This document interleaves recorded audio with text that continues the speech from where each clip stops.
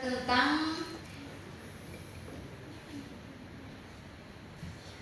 seperti apa pariwisata yang aksesibel untuk tuli.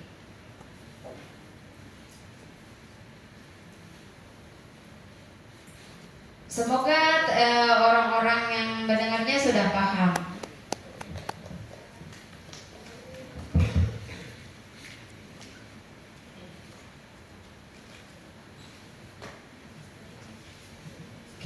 Kita lanjut untuk pemateri kelima. Bagaimana di Zoom, aman? Mungkin sebelum kita pemateri kelima mulai,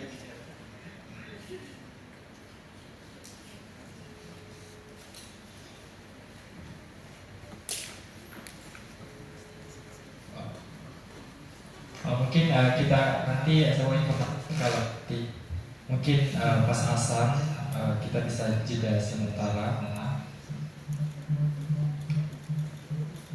Mungkin langsung saja diserahkan kepada pemateri kelima untuk menjelaskan materinya.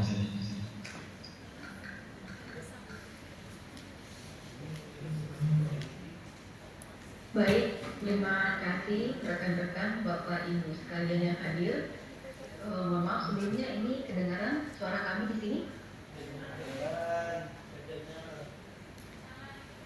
Kedengaran, Pak. Baik, terima kasih Pak. Perkenalkan, kami dari Aksesibel Indonesia yang saat ini base-nya ada di Bali. Dan kami mohon maaf tidak bisa hadir hari ini. Dan pertama-tama kita juga mau memperkenalkan founder dari Aksesibel Indonesia sendiri, yaitu Ibu Kerstin Days. Beliau berasal dari Jerman dan kebetulan saat ini dia berada di Makassar.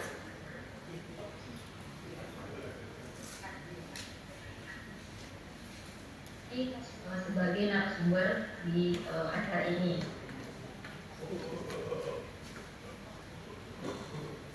Oke, untuk perkenalan dari Aksesibel Indonesia, yaitu salah satu travel agent di Bali yang mengkhususkan diri dalam memberikan pengalaman perjalanan yang inklusif bagi orang-orang penyandang disabilitas atau non-disabilitas maupun dengan mobilitas terbatas, pengguna kursi roda, manula, dan mereka yang membutuhkan bantuan selama liburan.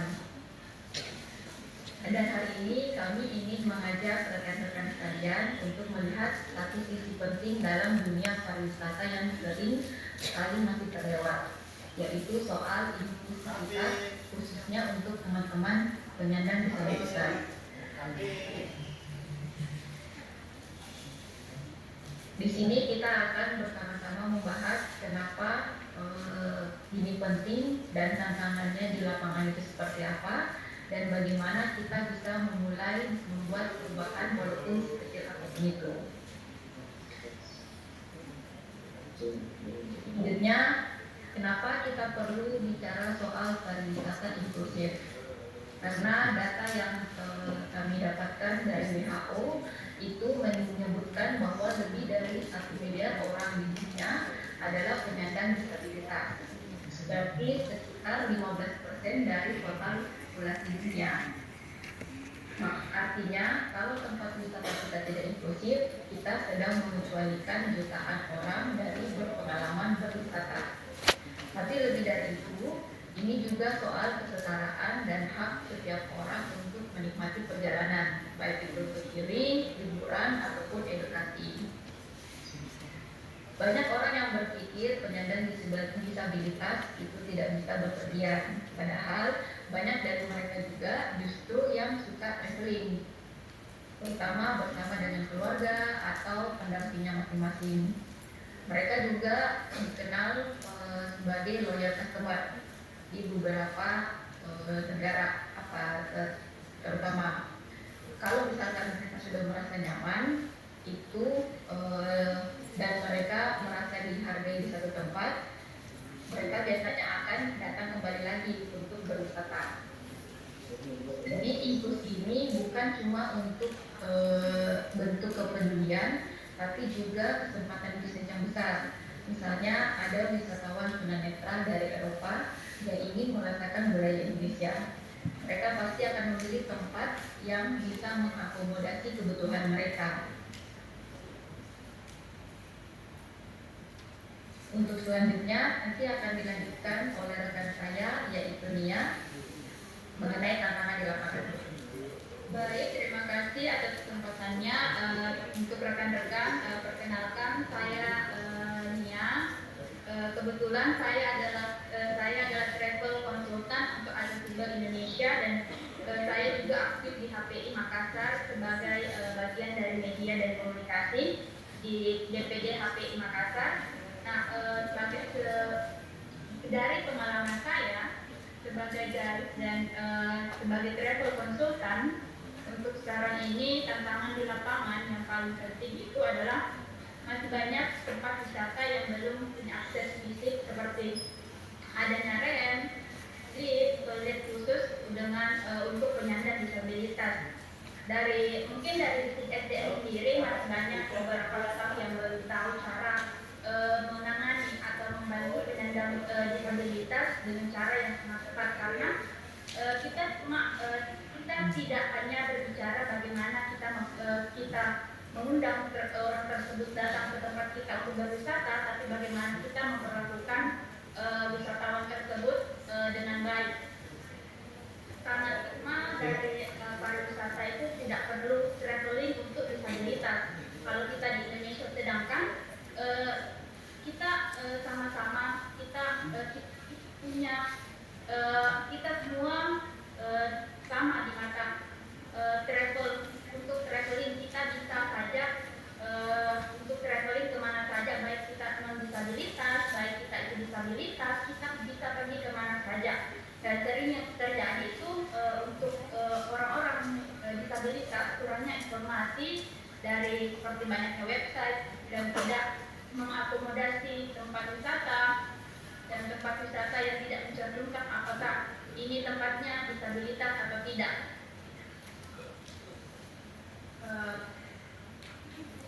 Baik, dan untuk mungkin studi kasus yang bisa saya ambil, saya akan menyetarakan bagaimana saya melihat wisata di Bali dan yang ada di Makassar. Dan mungkin di sini kalau di Bali sendiri sudah semakin banyak beberapa kemajuan seperti banyaknya hotel dan villa yang sudah memulai menyediakan jalur kursi roda atau rem di tempat-tempat yang bisa dilalui oleh penyandang disabilitas, seperti adanya kamar untuk disabilitas dan toilet aksesibel bisa digunakan khusus untuk penyandang disabilitas. Dan informasi ini untuk kami sendiri di Bali sudah sangat terbuka, dan mungkin kalau dibandingkan di Makassar sendiri selama saya bekerja di lapangan sebagai guide dan tour guide itu kita sangat kesulitan untuk mencari tempat untuk kamar disabilitas di hotel-hotel yang ada di Makassar, walaupun mungkin di beberapa tempat sudah ada yang disediakan, baik itu minimal itu mungkin harus ada satu untuk kamar disabilitas yang ada di satu hotel berbintang di Makassar. Mungkin minta tolong Pak Ikat di showing fasilitas yang ada di hotel-hotel yang kami punya di beberapa di Bali ini. Nah, ini kebetulan adalah tren kami yang bisa digunakan untuk traveling. Nah, gunanya rem portable kami ini, kalau biasanya kan rem portable itu digunakan untuk step-step yang ada di destinasi wisata. Nah, kalau yang sekarang ditunjukkan adalah Hyatt kami atau mobil kami yang ada di Bali, yaitu mobil yang dimodifikasi dengan adanya lift. Nah, mobil ini bisa berfungsi digunakan untuk penyandang disabilitas yang mungkin menggunakan kursi roda manual ataupun kursi roda elektrik yang sangat berat. Jadi tidak mungkin berpindah, nah atau diangkat gitu. Nah ini rem kami berkapasitas 350, jadi ini sangat memudahkan wisatawan untuk datang kembali berwisata karena rem ini portable dan ini bisa lift ini bisa naik turun ya Pak. Jadi mungkin itu yang fasilitas-fasilitas yang kita punya kalau dari accessible, dan sedangkan dari hotel di Bali sendiri sudah banyak hotel-hotel yang menyediakan kamar khusus untuk disabilitas yang dari segi fasilitas sudah sangat memadai. Dari fasilitasnya sudah keseluruhan sudah ada rem, kamar juga sudah menyediakan toilet accessible yang mempunyai pegangan, dan mungkin seperti tadi yang dijelaskan oleh narasumber pada umumnya itu ada namanya emergency bottom. Nah di Bali sendiri ada beberapa kamar atau disabilitas room yang sudah punya emergency bottom, jadi memudahkan komunikasi antar disabilitas dengan staf hotel. Mungkin langkah-langkah yang perlu diperhatikan kalau kami di sini dengan membandingkan dengan yang ada di Makassar. Yang perlu diperhatikan mungkin yang ada di Makassar itu bagaimana akses rem yang ada di tempat-tempat wisata publik, baik itu di hotel, di destinasi, dan mungkin juga kayak takeaway atau blind guide yang warna kuning itu. Kalau ya yang blind, dan mungkin rem juga sebenarnya ada ukurannya ya Bapak Ibu dan rekan-rekan sekalian. Mungkin kita biasa lihat oh ini sudah accessible karena sudah ada remnya, namun remnya kurang, tidak bisa digunakan. Nah ukuran rem sendiri itu harus juga sesuai dan nyaman digunakan oleh wisatawan, karena ketika rem curang itu tidak akan bisa digunakan oleh penyandang disabilitas. Buat apa fasilitas umum dibuat kalau tidak bisa difungsikan dengan baik?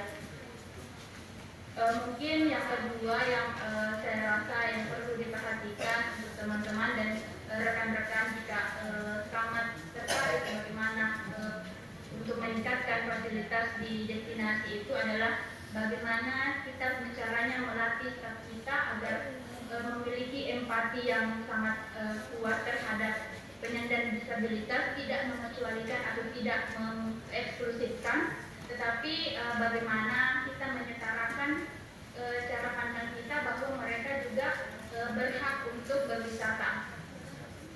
Kedua yaitu mungkin kita harus menggandeng bagaimana komunitas-komunitas lokal yang ada di Makassar untuk paham dan tahu cara berkolaborasi untuk meningkatkan atau mewujudkan destinasi wisata dan fasilitas yang ada di kota Makassar sehingga lebih inklusif lagi. Karena di Bali sendiri kami menggait komunitas-komunitas dan pengurus dari destinasi untuk memberikan arahan bagaimana komunitas ini harus memberikan staff-staffnya pelatihan dan bagaimana fasilitas-fasilitas yang ada di sana harusnya jauh lebih baik dan disabel tidak hanya untuk non-disabilitas tapi untuk penyandang disabilitas, karena kita semua pengguna dan pengguna fasilitas yang ada, pengguna fasilitas publik yang ada. Mungkin yang keempat itu transparansi tentang informasi. Kalau di Makassar sendiri, selama saya guide dari Toraja sampai ke mungkin Sulawesi Selatan, transparansi itu sangat-sangat minim bagaimana kita membawa tamu-tamu kita yang disabilitas, karena mungkin belum adanya kesadaran tentang disabilitas ini, akses disabilitas. Jadi mungkin kalau teman-teman dan rekan-rekan ingin meningkatkan lagi bagaimana destinasi wisata di Makassar bisa lebih baik, mungkin kita harus menggiatkan lagi informasi dan akses yang untuk diberikan mungkin dari Google Maps yang diberikan logo apakah ini sudah disabilitas atau tidak.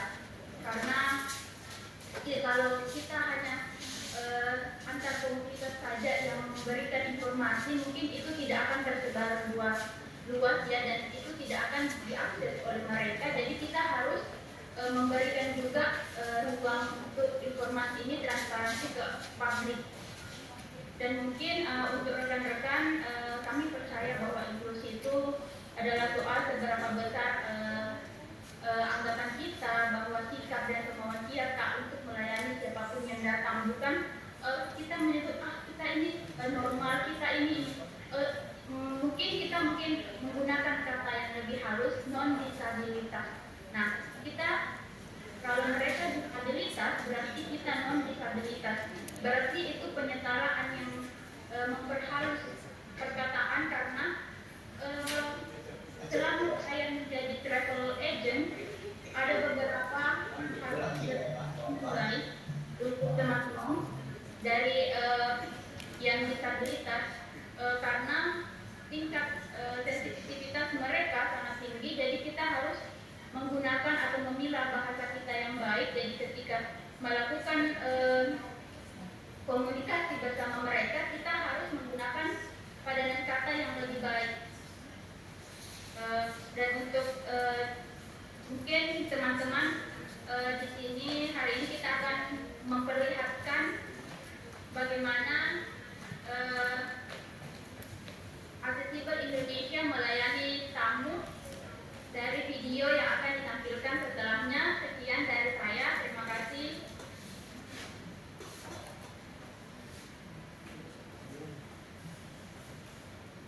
Ya, baik, berikut penjelasan dari sesi kami Accessible Indonesia. Jika ada yang ingin ditanyakan atau masukan, dipersilakan.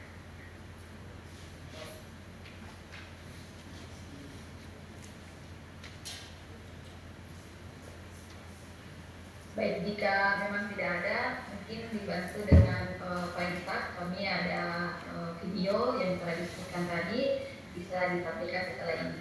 Sebelumnya, terima kasih banyak untuk para narasumber yang hadir, dan juga terima kasih pada rekan-rekan yang sudah hadir, dan juga Pak Infak yang telah mengundang kami dalam acara ini. Terima kasih dan selamat siang.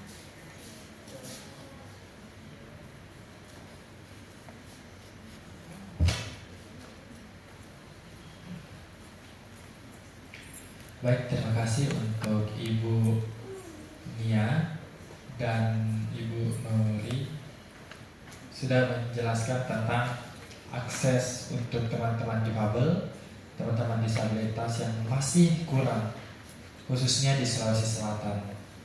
Terima kasih. Baik, sekarang untuk peserta semua, mungkin semuanya sudah capek, sudah lesu.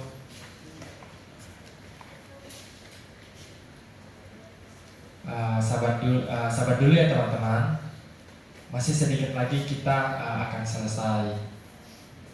Oke. Sekarang kita melanjutkan ke sesi yang kedua tentang diskusi dan sesi tanya jawab.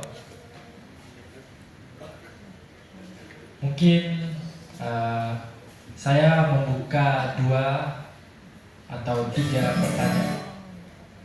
pertanyaan dari peserta yang mau bertanya, yang telah datang hari ini. Jadi saya persilahkan untuk para peserta yang telah hadir. Untuk yang mau bertanya bisa angkat tangan di tempat dan mungkin bisa sebutkan nama. Setelah itu untuk diberikan ke pemateri yang ingin menjawab. Oke? Saya berikan untuk peserta yang datang pertanyaan itu yang sekitar 2 atau 3 pertanyaan karena waktu kita sisa 20 menit lagi. Oke, bisa? Siapa yang ingin bertanya bisa angkat tangan.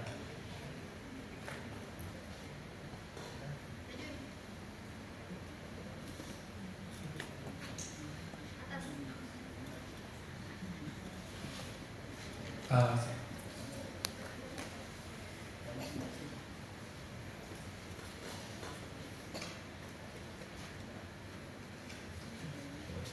Ya, terima kasih atas kesempatannya. Bismillahirrahmanirrahim. Assalamualaikum warahmatullahi wabarakatuh. Saya Erna. Saya di sini mewakili Forkesi, Forum Komunikasi Orang Tua dengan Anak Berkebutuhan Khusus. Ya. Tapi sebenarnya saya juga mungkin mewakili POAM, ya. Persatuan Orang Tua dengan Anak Autisme Makassar. Saya di POAM sebagai anggota, saya di Forkesi sebagai pengurus.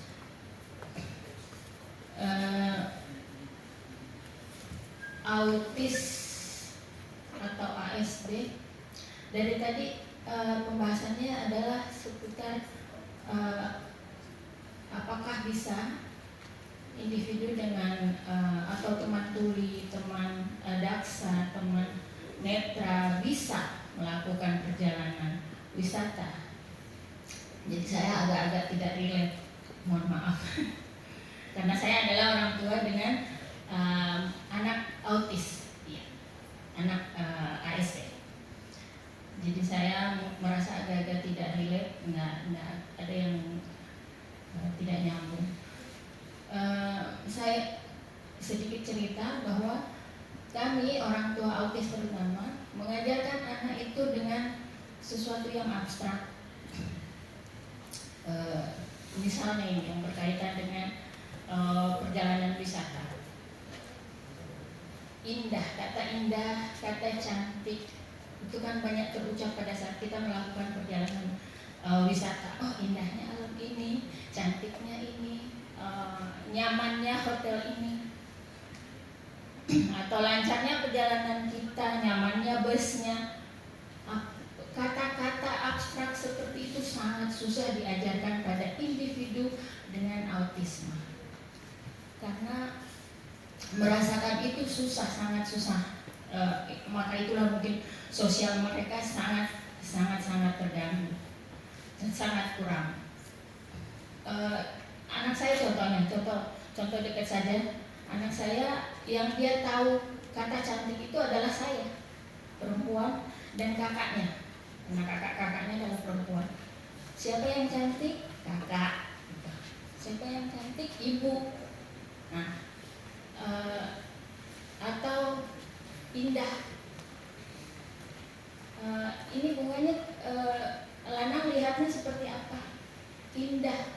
Dia tahunya bunga saja. Itu pun gambar atau video atau setangkai bunga yang saya berikan ke dia. Nah, pertanyaannya mungkin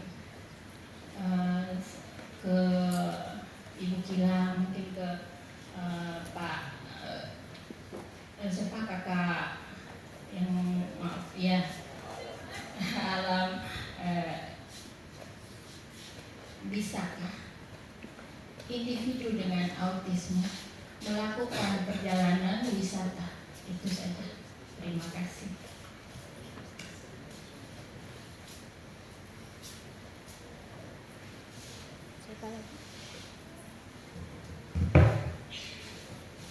Baik, terima kasih atas pertanyaannya tadi untuk Ibu.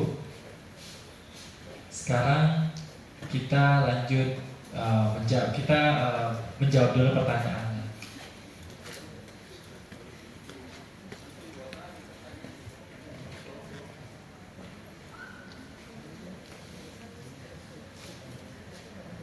Jadi mungkin kita kumpul saja untuk pertanyaan kedua tadi. Siapa yang angkat tangan? Bismillahirrahmanirrahim. Assalamualaikum warahmatullahi wabarakatuh. Shalom, Om Swastiastu, Namo Buddhaya, Salam Kebajikan. Sebelumnya terima kasih kesempatan yang diberikan. Saya Muhammad Firman, mahasiswa Ilmu Komunikasi, Fakultas Ilmu Sosial dan Ilmu Politik, Universitas Hasanuddin. Jadi di sini saya sedikit ingin bertanya terkait aksesibilitas disabilitas dalam pariwisata. Sebelumnya saya sedikit ingin menjelaskan kalau bahwasanya saya seorang mahasiswa yang cukup aktif dalam lomba-lomba, terutama lomba pageant, dan baru-baru ini saya aktif di sebuah ajang yang mana itu membahas seputar kepariwisataan itu sendiri di tingkat provinsi. Dan selama saya mengikuti ajang tersebut yang notabene itu membahas tentang kepariwisataan, semua materi yang dibahas di dalam itu ya tidaklah dari pariwisata. Namun tidak ada yang membahas atau tidak ada yang menyentuh tentang disabilitas di pariwisata. Jadi kami juga para peserta itu tidak kepikiran ke situ gitu loh. Tapi setelah saya mengikuti dialog ini, saya langsung berpikir kayak, oh iya juga ya, penting sekali juga ya. Apalagi ada statement yang dikatakan oleh Ibu Akila sendiri tadi, bahwasanya untuk suatu tempat yang menjadi suatu tujuan wisata yang super premium itu harus mengedepankan juga tentang aksesibilitas dan tentang disabilitas itu. Dan iya, pertanyaan saya di sini, apakah aksesibilitas disabilitas bagi orang disabilitas itu seurgent itu, atau bisa dibilang hanya masih lapis 2 lah begitu, karena masih kurang kedengaran di ajang-ajang yang seharusnya itu sudah bisa dimasukkan. Dan ya seperti itu pertanyaannya. Terima kasih. Oke, jadi kita cukupkan saja dulu untuk 2 pertanyaan hari ini. Mungkin untuk para narasumber yang ingin menjawab pertanyaan-pertanyaan tadi dari peserta, saya sebenarnya mengucapkan terima kasih untuk para penanya telah bertanya. Dan sekarang kita serahkan kepada para narasumber yang pertama untuk pertanyaan pertama.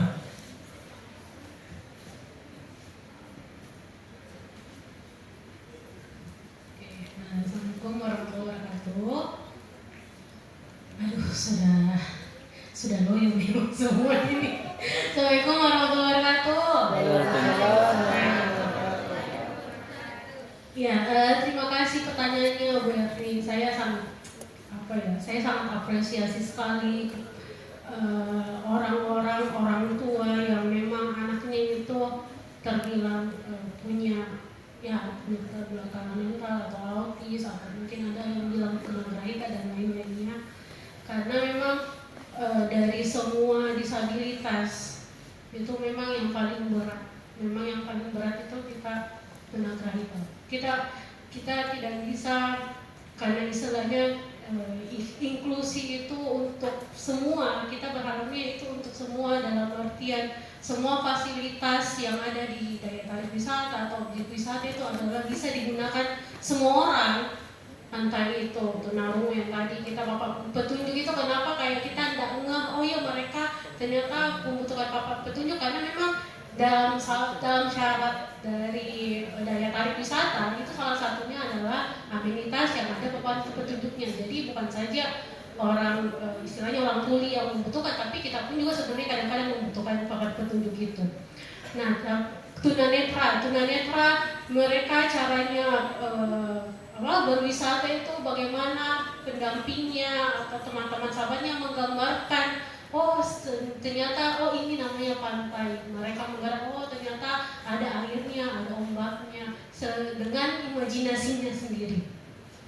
Terus kemudian tunadaksa, kenapa selalu fasilitas itu di tunadaksa, karena memang keperluannya memang di fasilitas. Tapi mereka secara visio dia lebih tahu dan bisa mendengar. Makanya kenapa kalau tunadaksa kita langsung pikirnya, oh apakah dia aksesibel kawasannya dan sebagainya, apa ada bisa ada roda dan sebagainya. Tapi kalau tunagrahita itu menjadi tanda tanya yang besar untuk kami. Dalam artian saya bukan saja pariwisata ya. Saya sangat mengapresiasi SLB yang membuka betul-betul yang SLB yang fokus pada grahita, karena saya tahu bagaimana beratnya, bagaimana kita mendeskripsikan kata cantik dan yang sederhana yang mungkin kita bisa bilang cantik itu mungkin rupawan, putih, apa dan sebagainya. Tapi kalau mereka itu harus diberikan ketulusan ya Bu ya. Saya pun punya sepupu begitu Bu. Saya punya sepupu yang istilahnya dia itu juga ya semi autis, dan akhirnya kita kita yang keluarga dekatnya pun kayaknya kayak kita pun merangkulnya dengan dalam artian mereka. Kalau kita mau cek siapa yang paling tulus, kita coba tanya negara kita atau tunarautis, karena mereka yang paling tahu. Karena dengan orang tulus mereka akan dekat. Karena tulus itu sama juga sama sebenarnya binatang pun dia tahu kita tanpa berbahasa pun dia tahu kita sayang dia. Misal kayak kucing, misal kayak anjing, misal kayak apapun di situ, kura-kura, ikan dan sebagainya. Mereka kan bahasanya bukan kayak bahasa kita ya. Tapi kadang-kadang mereka tahu, oh iya ini maksudnya. Oh ya kamu makan, oke makan dan sebagainya. Itu kan sebenarnya bahasa-bahasa hati yang tidak bisa diabstraksikan dalam kata-kata. Dan itu yang saya pikir kalau umpamanya tunagrahita dia itu sudah berfantasi, dia sudah lengkap dengan dirinya dengan kasih sayang. Dia sudah apa katanya berwisata. Wisata itu bagaimana energi kita, kebosanan kita bisa menjadikan dengan kita berjalan-jalan, kita ketemu orang, kita ke daya tarik wisata yang indah-indah dan sebagainya, itu bisa menjadikan energi baru untuk kita. Kalau tunagrahita dia cuma butuh pelukan, dia cuma peluk kenyamanan dalam rumah, itu menjadi wisata bagi dia. Bahkan mungkin kalau umpamanya, tapi saya pernah di Ciputat waktu 2015 ada juga seperti Ibu, ada juga dia lomba IT, ya bayangkan ya, lomba IT disabilitas Indonesia. Kebetulan saya juga salah satu pendamping yang diberangkatkan ke Jakarta waktu itu. Saya masih semester berapa ya? Semester 6. Dan saya lihat betul yang lomba itu adalah tunagrahita atau autis. Tapi saya lihat orang tuanya. Oh, ternyata memang mereka itu punya ketertarikan yang lain. Kita memang kalau kita mungkin IT kita kalah, tapi kalau mereka itu suka yang benda yang bergerak. Dia suka benda yang bergerak, imajinatif dan sebagainya. Nah, untuk orang tua tahu, oh iya, saya tidak bisa memaksakan 1+1 dia mengerti adalah 2. Tapi saya bisa mengajarkan bahwa oh begini warna yang bergerak, oh begini indahnya, oh begini bulat, begini. Kita bisa memberikan wadah yang lain. Makanya disabilitas, kenapa? Ya, saya menjawab yang kedua. Kenapa disabilitas itu penting atau tidak? Itu tergantung kita merasa penting atau tidak. Dalam artian saya kasih contoh. Kenapa Bandung menjadi kota Bandung dan gubernur Jawa Barat konsen dengan itu, karena dia tahu saya mau jadikan Bandung ini sebagai ramah untuk semuanya, termasuk juga Australia. Australia itu salah satu panduan kita sebenarnya. Panduan kita bagaimana inklusinya, orang-orang bisa berwisata, bahkan tunagrahita pun bisa berwisata di sana.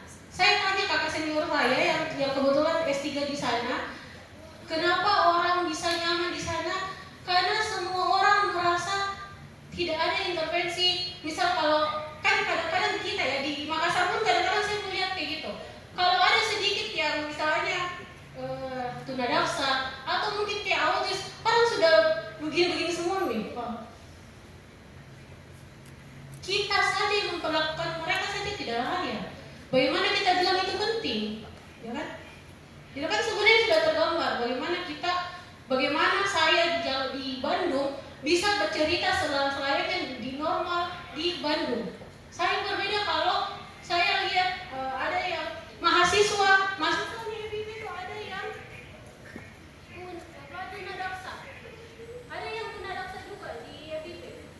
Tapi kita juga tidak juga merasa kita akhirnya kadang-kadang kasihan dia, kita malah kasihan. Padahal sebenarnya tidak ada kasihan dalam disabilitas, mereka bisa mandiri sendiri. Cuma kita perlu merasa dia ada untuk kita. Termasuk juga Restu, kenapa dia merasa oh ya di sini nyaman, di Unpad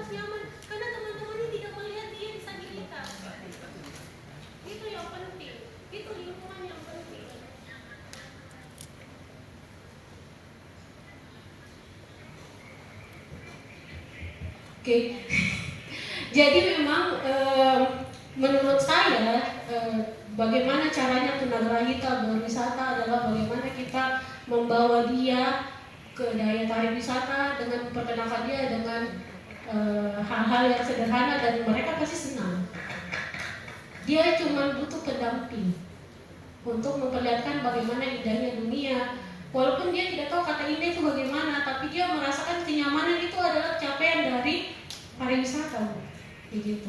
Dan kenapa? Alhamdulillah ya tadi Pak Iksan pun bilang kita pun lagi bergerak ke situ. Isunya apa ya? Kita lagi bergerak ke situ. Bagaimana kita Unhas akhirnya menjawab tantangan dari dari pemerintah dengan melakukan audit aksesibilitas di Losari itu menjadi pencapaian juga.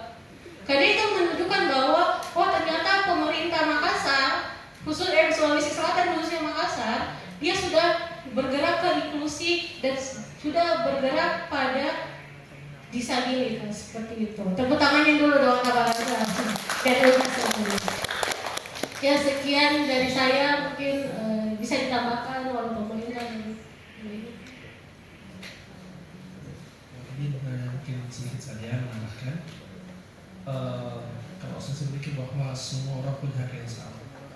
Jadi mungkin hanya model dan cara wisatanya ini yang mesti kita lihat permasalahan seperti apa.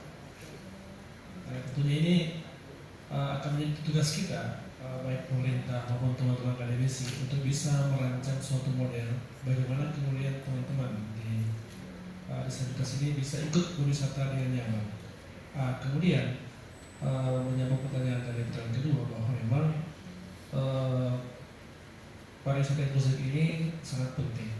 Jadi kalau boleh dikatakan teman-teman kita ini adalah segmen tambahan di pariwisata. Jadi di tempat wisata kita tidak perlu mengubah tempat wisata, tapi hanya menambah fasilitas.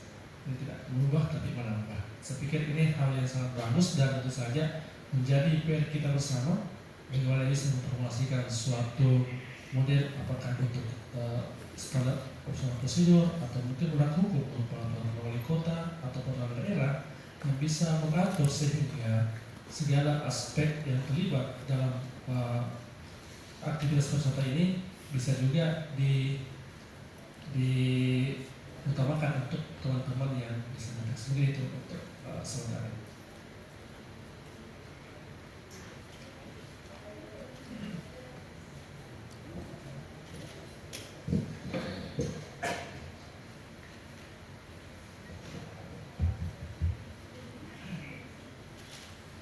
Baik, terima kasih untuk para narasumber yang telah menjawab pertanyaan-pertanyaan dari para peserta semua.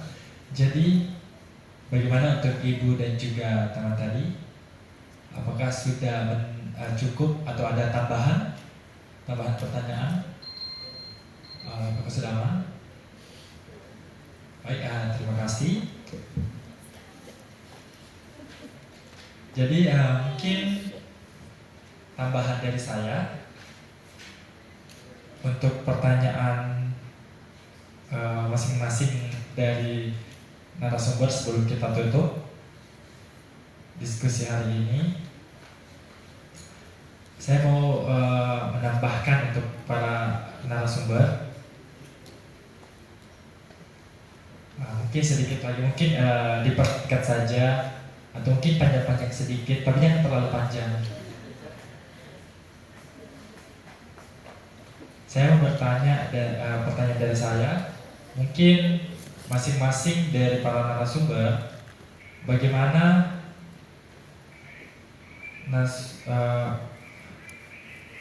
bisa menyukseskan kolaborasi yang inklusif bagi teman-teman difabel, yang penting untuk kedepannya.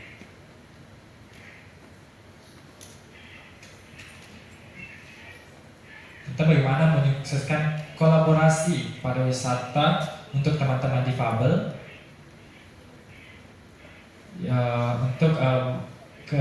untuk kedepannya bagaimana?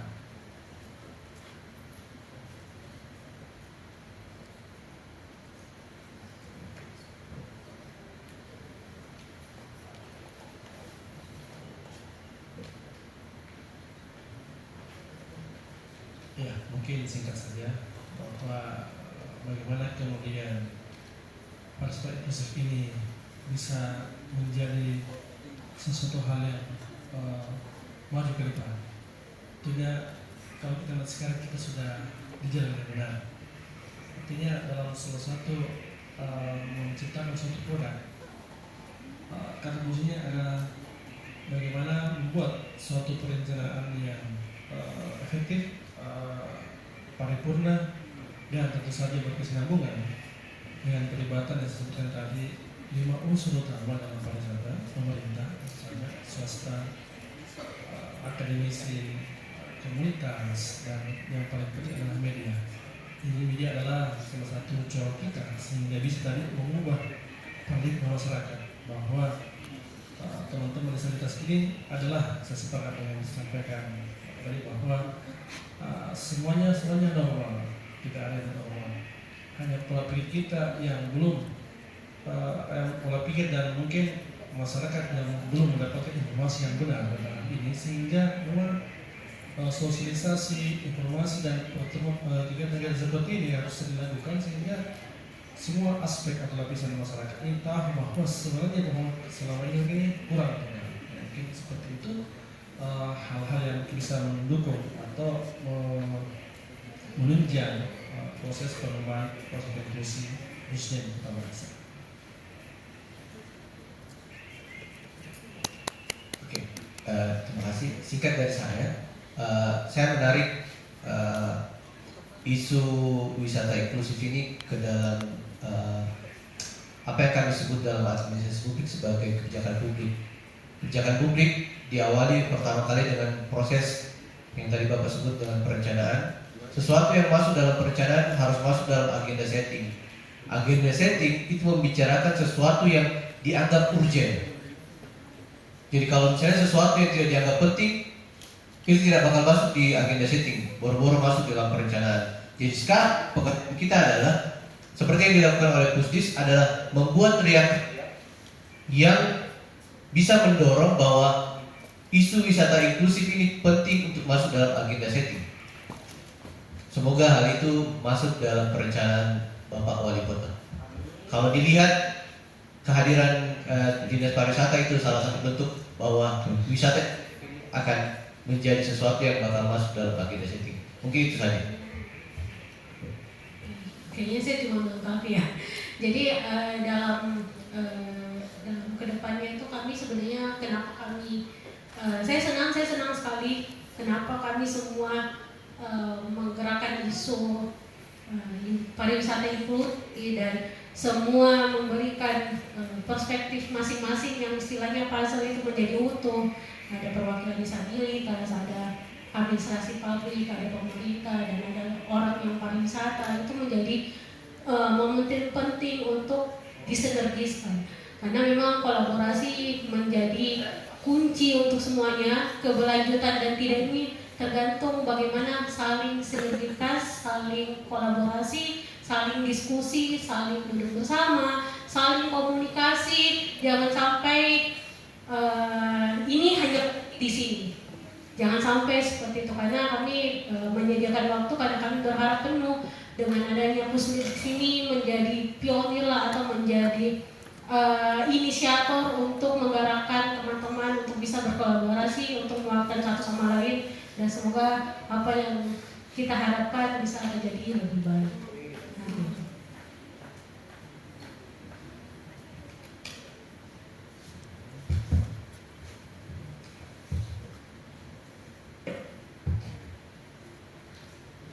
Oke, saya dari Emon mau coba menambahkan sedikit harapan aja.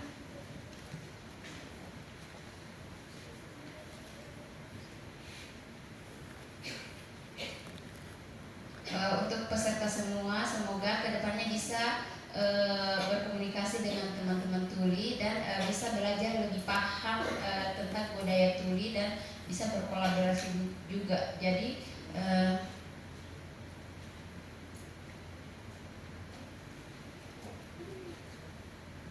dan bisa juga belajar bahasa isyarat, jadi bisa mungkin membantu dalam pemandu wisata. Nah, untuk layanan pariwisata,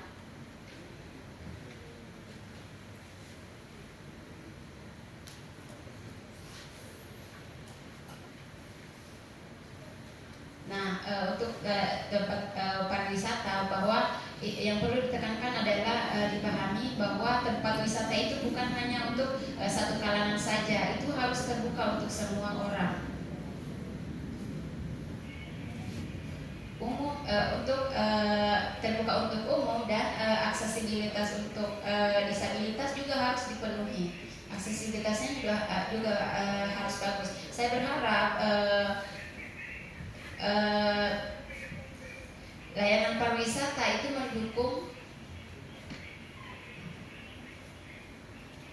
bisa mendukung disabilitas.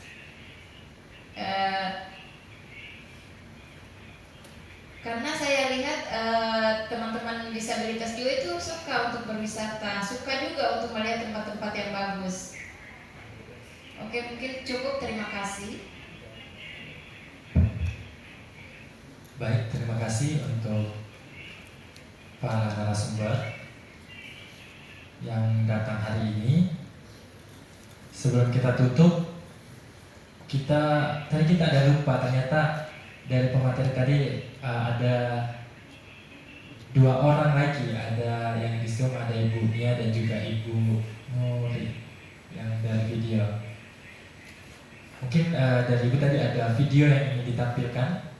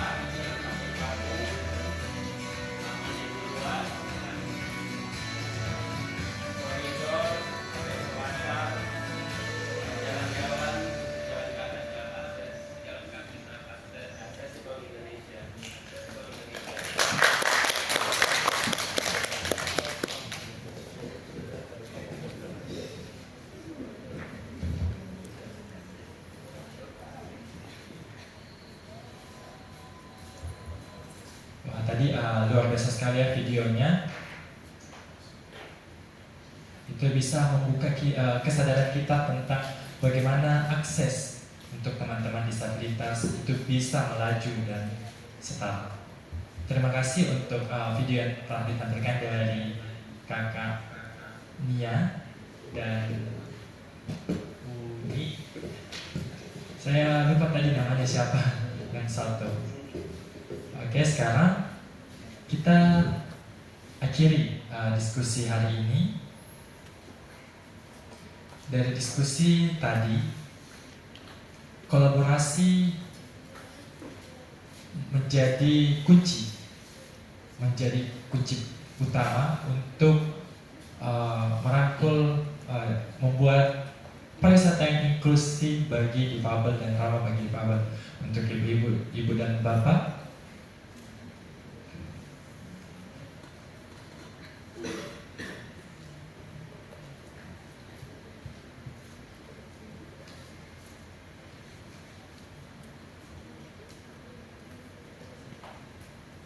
maaf tadi.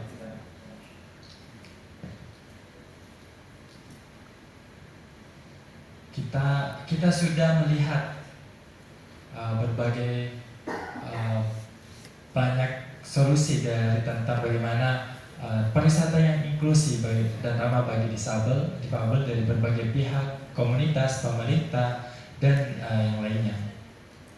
Tentunya difabel juga bisa mandiri. Semoga diskusi hari ini menjadi peningkatan kemampuan dan mensinergikan segala pihak-pihak dan masing-masing. Saya Fitra selaku moderator memohon maaf apabila selama ini acara ini masih banyak kekurangan, masih punya banyak kekurangan dan masih banyak sekali kesalahan karena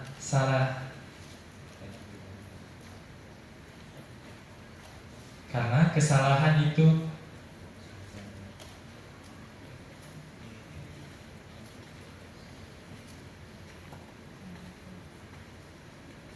karena tidak ada seorang pun yang luput dari kesalahan. Terima kasih untuk semuanya, untuk para volunteer. Wassalamualaikum warahmatullahi wabarakatuh dan selamat siang. Sampai ketemu lagi.